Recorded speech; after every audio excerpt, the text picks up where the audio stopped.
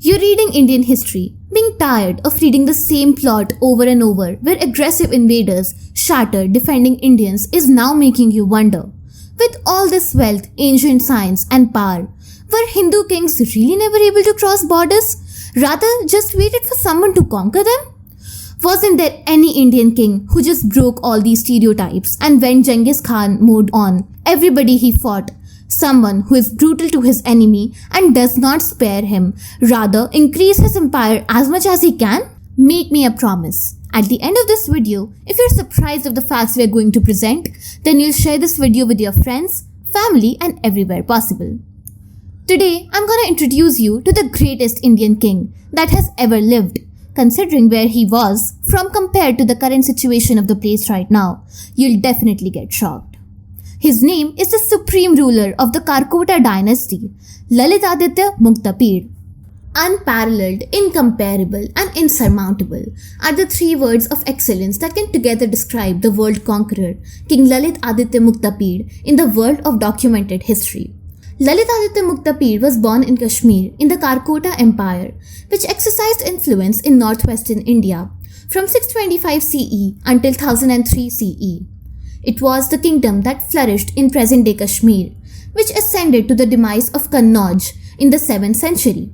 The Karkota dynasty was founded by King Durlabhag II. He was born as the youngest son to Raja Durlabhag, who was also known as Pratap Aditya, and Rani Narendra Prabha. Before he ascended the throne of Kashmir, his elder brothers Vajraditya, also known as Chandrapid, and Udayaditya, also known as Tarapid, were kings respectively. The king, who carried his prowess, abandoned his warlike fury when the opposing kings discreetly folded their palms at his victorious onset.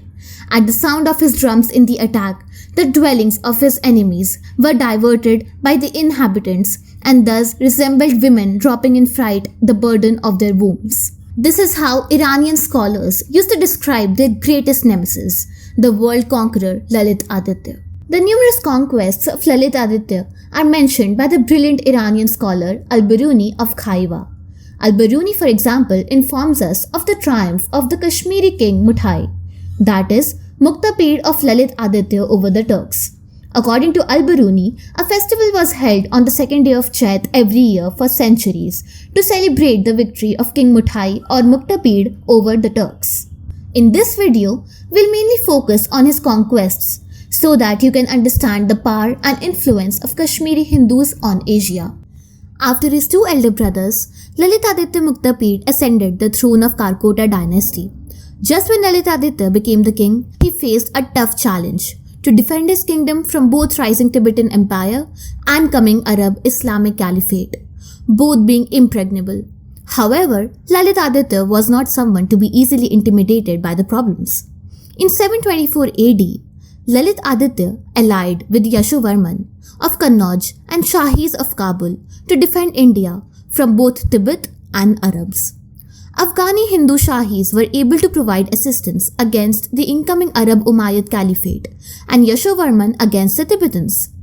Yashovarman's empire consisted of present-day Uttar Pradesh, Jharkhand, Bihar and some parts of Chhattisgarh and Bengal called Kannauj, which he succeeded from the great Harshvardhan.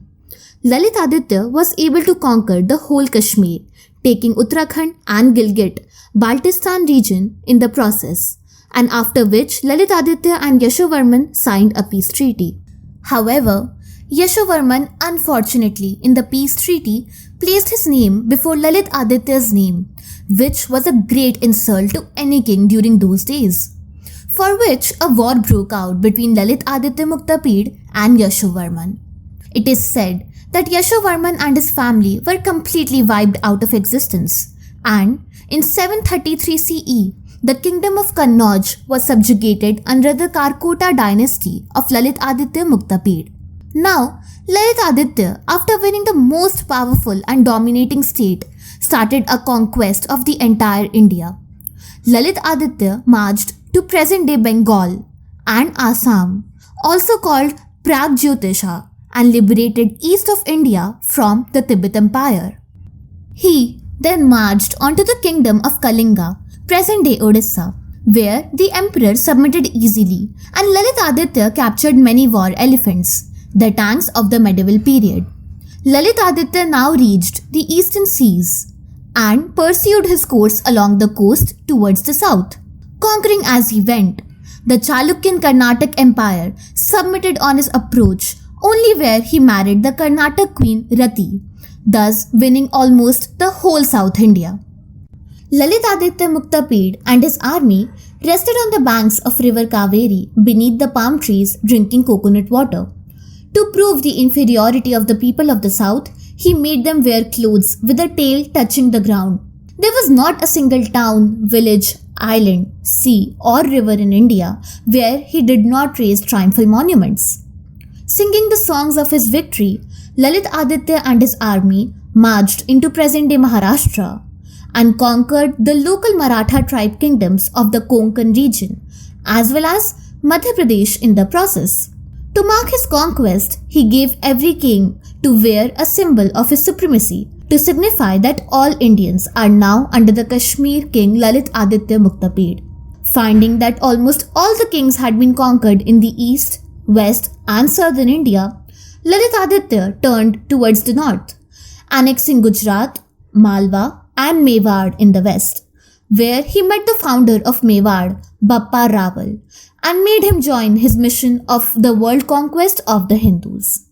After Muhammad bin Qasim won Sindh, the Umayyad Caliphate commander for Indian invasions, he appointed Al-Junaid as the governor of Sindh in 730 CE and gave him orders to annex Punjab and Kashmir for the Caliphate. This was also the first ever attempt of Islam to spread into Indian subcontinent through north via Indus, but were met with huge and strong forces of Lalitaditya Muktapida. Both forces met at today's Punjab, and the battle for Punjab began. Lalitaditya destroyed Junaid's army, annexed Punjab province, also putting all the alive Arabs behind the bars, and starved Al-Junaid to death, which is beautifully mentioned in the book Al-Hind by Al-Biruni. Being never satisfied with the victories, Lalitaditya, after this incident, decided to teach Arabs a lifelong lesson to never come back to India. Lalitaditya Muktapida sent a letter to Chinese ruler of the Tang dynasty, who we would be discussing later, for a formation of an invincible force, which is mentioned in the Chinese book Jing Tang Su, and by making a large Hindu alliance with Indian tribes like Rajputs, Kashmiris, Assamese, Maha tribes of Maharashtra and Uttarakuru of Uttarakhand, making it a force of 150,000 with 80,000 Chinese soldiers, charged the Caliphate, winning Zabul, northern Pakistan, and Kabul and Ghazni, then Badakhshan, the present-day Afghanistan, hence winning both nations. While Lalitaditya was winning Afghanistan and northern Pakistan, Bappa Rawal with his army, combined with Lalitaditya, completely destroyed Umayyad Caliphate in the Sindh and Balochistan of Pakistan, and was now reaching to the borders of Iran, thus re-establishing the ancient Akhand Bharat or whole Indian subcontinent under one rule, which was previously done by the Mauryan dynasty under Chandragupta Maurya. Lalitaditya completed 1/3 of his global conquest. The greatest Hindu duo of Lalitaditya Muktapida and Bappa Rawal was just getting started. Lalitaditya attacked Tukhara, land of Turks, passing through the Caliphate again, but this time crushing their heads by war elephants. Then in Bukhara, in present-day Uzbekistan, he slaughtered the whole army, including the ruler Momin al-Hayad 4 times, thus winning Turkestan or Transoxiana, which consists of modern-day Uzbekistan, Tajikistan, southern Kyrgyzstan and southern Kazakhstan subsequently, and hence he reached till Caspian Sea. To embarrass Turks, Lalitaditya ordered to put both their hands behind their backs and shaving the front part of their heads as a symbol of accepting supremacy of a Hindu king. Lalitaditya, after subduing Central Asia, also held command on the hearts of ancient Silk Route. He subsequently conquered Iran and drove out Arabs completely by cutting them one by one, also in a form of revenge of what Arabs did to the Persians. Central Asia was now experiencing and embracing the rich and beautiful culture of Kashmir thanks to the efforts of the numerous Kashmiri monks and the Kashmiri settlements in the various Central Asian cities under Lalitaditya Muktapida. Remember we discussed the Tibet Empire? You think Lalitaditya will spare them for taking over the Himalayas, the pride of the Hindus? Remember when we said you'll be shocked? Let's continue then. By the time Lalitaditya was winning half of Asia, the other half was growing powerful. During the 8th century, there were two major powers in China, Tibetans and the Chinese Tang dynasty. The Chinese Tang dynasty was at its zenith of power in the beginning of the 7th century. However, in the beginning of the 8th century, it had lost a lot of its territories in central China to the Tibetan Empire. There was a constant warfare between these two empires for supremacy in China, including common civil wars. Realizing the situation between the Chinese and the Tibetans, Lalitaditya used this opportunity to establish his foothold in the northeast of China. After putting Central Asia under the Hindu rule, Muktapīḍa travelled across from Persia or Iran back to Kashmir. Lalitaditya, being a smart diplomat, convinced Chinese for their support against Tibetans in 746 CE. Chinese provided him with their military and material aid, which included advanced infantry armor and heavily armored cavalry. With such a might, Lalitaditya, first to get the upper hand against Tibetans in their own land, charged onto the northern western China and wrestled large territory which included Turkish tribe kingdoms of Kucha and Turfan in present-day Xinjiang region, just below Mongolia. Now it was turn for Tibet Empire. Lalitaditya, with the help of Chinese tanks, defeated the Tibetan king in 747 CE, getting the Himalayas back to the Hindu control and conquering southern Tibet and Nepal, thus extending his territory from China, Nepal to Iran in the lands of Umayyad Caliphate, Caspian Sea in Central Asia to River Kaveri in South India.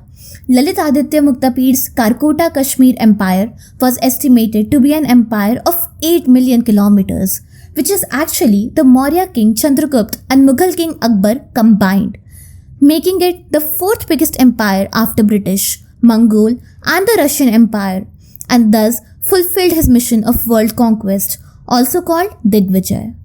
Muktapīḍa was a liberal king. Though he was a Hindu, he had equal respect for all faiths. Kalhana also informs us that he was a compassionate ruler who was well versed in the Shastras. He expressed interest in other areas besides his military campaigns. Art and trade gained importance during his reign. Religious festivals were held, and special facilities as well as encouragement were provided to support painters as well as sculptors. He was a very successful writer and a veena player as well. Lalitaditya was also a very good administrator regarding distributing the wealth equally among his subjects. He later changed his capital from Srinagar to Parihaspur and built the majestic Martyr Sun Temple in the Anantnag district in Kashmir. It is one of the oldest known sun temples in India and was one of the biggest temple complexes of those days in Asia, with a primary shrine in its center, surrounded by 84 smaller shrines, which was later destroyed by Sikandar Shahamiri in 14th century. In the year 760 AD, the reign of this great king came to an end. According to Kalhana, there were two versions relating to the death of Lalitaditya. One version states that this king perished during a military campaign in eastern Iran due to heavy snowfall, which occurred out of season. According to the other version, Lalitaditya's army perished in Xinjiang in 756-57 AD. Unable to bear the humiliation, he burned himself along with his generals. According to the chronicled account of Kashmiri historian Kalhana's Rajatarangini, Lalitaditya's rule lasted for 36 years, 7 months and 11 days. Either way, he was born a leader, and in just a span of 36 years, he became the world conqueror, creating the world's fourth largest empire. Shocked, right?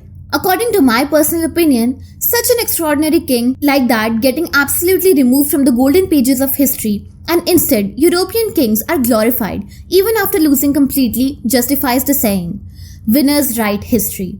If you look at the present condition of Jammu and Kashmir, the state of India, and compare it to the Kashmir of Lalitaditya, it will be simply a comparison of heaven and hell. Modern politics, conflicts have made it a riot spot, terrorist camp holder.